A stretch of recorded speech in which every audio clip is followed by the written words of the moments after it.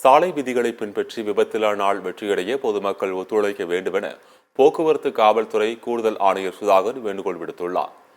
சென்னை பெருநகர போக்குவரத்து காவல்துறை சார்பில் விபத்திலா நாள் விழிப்புணர்வு நிகழ்வின் கடைசி நிகழ்ச்சி சென்னை ராயப்பேட்டையில் நடைபெற்றது.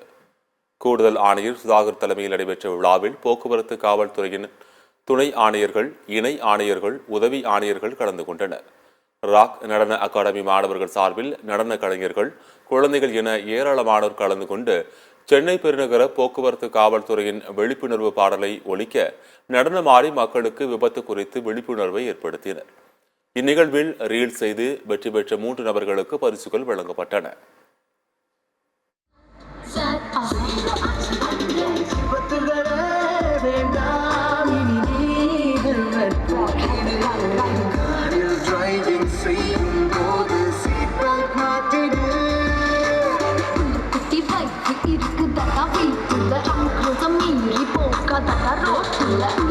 புரிஞ்சுக்கங்க, ஓவர் ஸ்பீட குறைச்சிக்கங்க. இன்கம் டிரைவ் ஆபத்துங்க, புது பைக்கு கேட்டாதுங்க. ஹே, பாதுகாப்பு முதல் படி.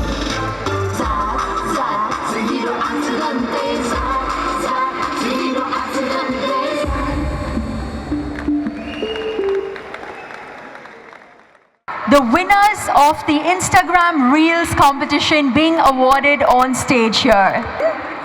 He is receiving his award from Mr. Sudhakar IPS.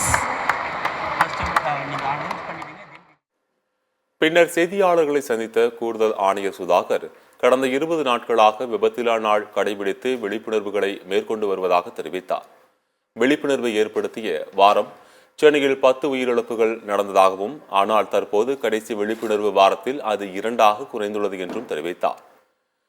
Chennai பெருநகர போக்குவரத்து காவல்துறையின் லட்சியம் ஜீரோ இஸ் குட் என்பதே இலக்கு என்று கூறிய சுதாகர், நாளை ஒரு நாள் சாலை விபத்துக்களை பின்பற்றி விபத்திலா நாள் வெற்றியடைய பொதுமக்கள் ஒத்துழைப்பு நல்க வேண்டும் என கேட்டுக்கொண்டார்.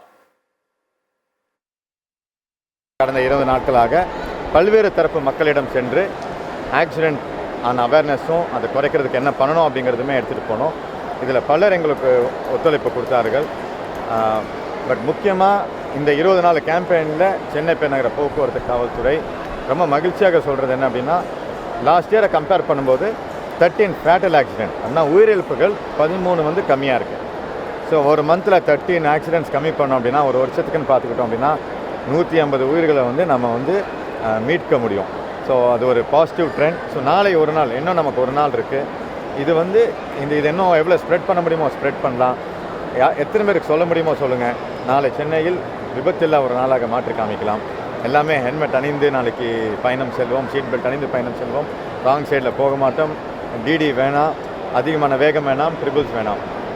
முடிஞ்சால் அவங்க டிபியில் வந்து நீங்கள் ஸ்ப்ரெட் பண்ணுறது மாதிரி எத்தனை பேருக்கு ஸ்ப்ரெட் பண்ண முடியுமோ ஒரு மெசேஜாக I am responsible for 0 accidents அப்படிங்கிறது வைங்க.